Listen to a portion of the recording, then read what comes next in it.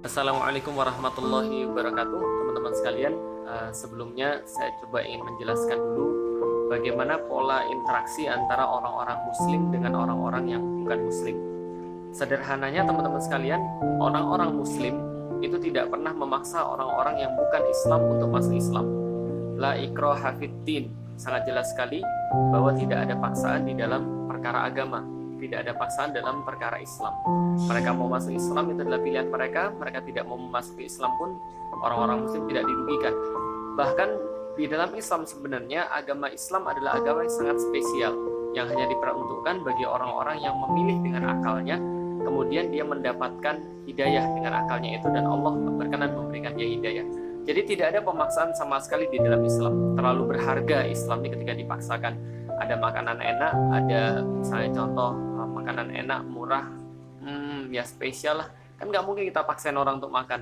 Orang untuk bisa makan itu aja sudah merupakan sebuah kehormatan. Sama seperti Islam.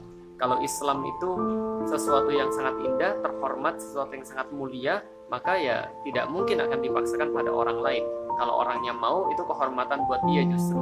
Bukan Islam yang berkepentingan atas dia, tapi dia yang berkepentingan kepada Islam. Nah, sehingga kalau kita bicara tentang Islamofobia, ini adalah sebuah yang salah kaprah. Ada yang menuduh misalnya Islam adalah agama teroris. Jadi terorisme yang dibungkus atas dasar agama, radikalisme yang dibungkus atas dasar agama, kekerasan sebagai isinya.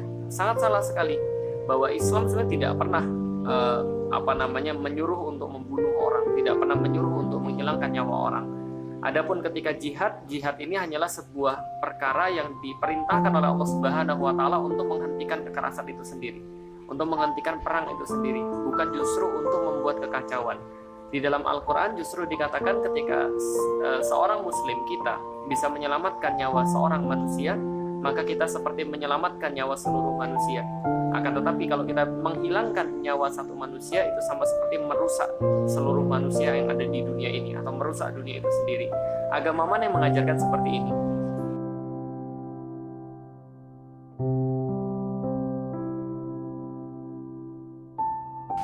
Apabila kita katakan, oh Islam tuh sejarahnya justru diwarnai dengan kekerasan, justru diwarnai dengan peperangan, salah sama sekali. Justru kalau Anda melihat pada sejarah, Anda Google misalnya, terserah war with the most casualties misalnya, perang dengan jumlah korban terbanyak, Anda akan mendapatkan yang pertama adalah misalnya contoh Perang Dunia Kedua yang menghabiskan kira-kira prediksi sekitar 25 juta jiwa.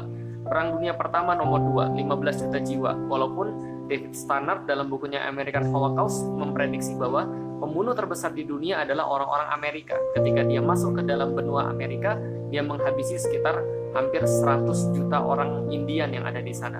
Mengapa tidak kita katakan, mengapa tidak kita salahkan agama mereka, agama Kristen misalnya? Karena memang tidak boleh.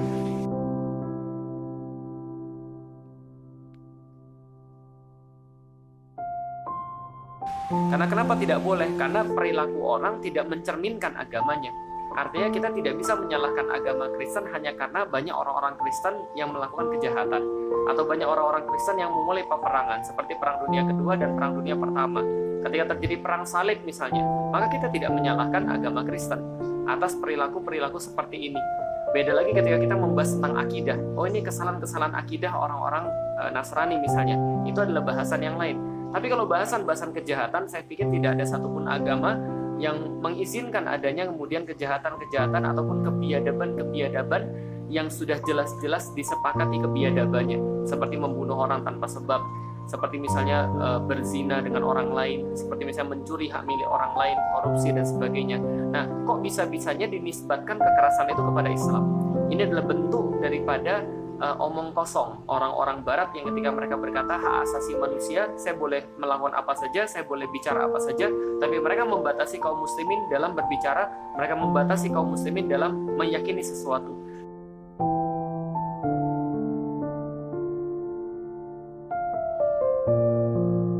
Mereka katakan ini freedom of speech.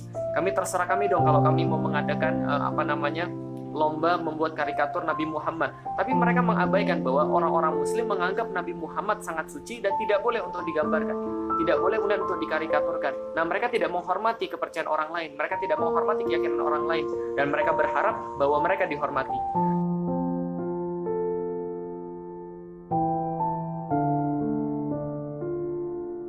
Dan sejarah membuktikan bahwa tidak pernah kaum muslimin memulai masalah duluan. Selalu orang-orang itu yang memulai masalah duluan. Selalu mereka yang memprovokasi kaum muslimin. Ketika mereka memprovokasi kaum muslimin, Israel misalnya menyerang Palestina, mereka katakan preemptive attack. Tapi begitu kemudian orang-orang Palestina membalasnya, itu ada sesuatu yang lumrah bagi mereka karena mereka membalas serangan, maka dikatakan, oh ini adalah sebuah tindakan terorisme. Ini standar ganda yang dibuat oleh Barat, yang harusnya kita meyakini ini dan kita mengetahui ini. Maka teman-teman sekalian, yang perlu kita sampaikan, tidak ada kekerasan yang dianjurkan di dalam agama manapun, termasuk itu adalah di dalam agama Islam.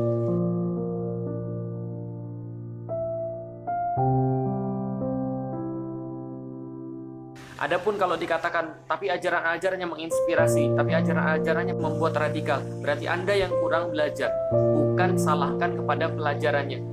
Kalau seorang guru mengajar, ada 50 orang di kelas, 49 kemudian lulus, satu yang nggak lulus, masa kemudian guru yang harus disalahkan? Coba dia introspeksi, dia masuk kelas atau tidak? Apakah dia kemudian pas belajar tidur atau tidak? Apakah dia menyimak atau tidak? Maka kita lihat dulu. Sama seperti kaum muslimin, ada sekitar 1,7 juta kaum muslimin di seluruh dunia. Apakah Anda akan mengambil tindakan ratusan orang lalu menganggapnya sebagai tindakan seluruh kaum muslimin yang ada di dunia? Shame on you, Get Wilders. Sangat malu kalau kemudian kita jadi Anda, Get Wilders. Lah kenapa? Karena Anda ini justru membuat sentimen-sentimen yang buruk terhadap agama Islam, dan Anda ini justru mengundang permasalahan sendiri. Tapi yang kita perlu jelaskan pada semua muslim, jangan termakan Islamofobia. Kita tidak mengambil kemudian tindakan-tindakan orang lalu menganggapnya sebagai tindakan bagian daripada satu agama tertentu. Kita tidak mengambil tindakan orang-orang lalu menganggapnya tindakan sebagai etnis tertentu. Kita lebih bijak daripada itu, kita lebih pintar daripada itu, kita lebih indah daripada itu. Islam itu indah. Maka perlakuan-perlakuan buruk itu kita cuma sampaikan bahwa ini tidak pantas, dan kaum muslimin di dunia akan menganggap ini sebagai sebuah serangan akan keyakinan mereka. Anda harus mengetahui itu, karena semua orang punya keyakinan, dan Anda pun harus menghormati keyakinan orang lain kalau keyakinan Anda mau dihormati. Assalamualaikum warahmatullahi wabarakatuh.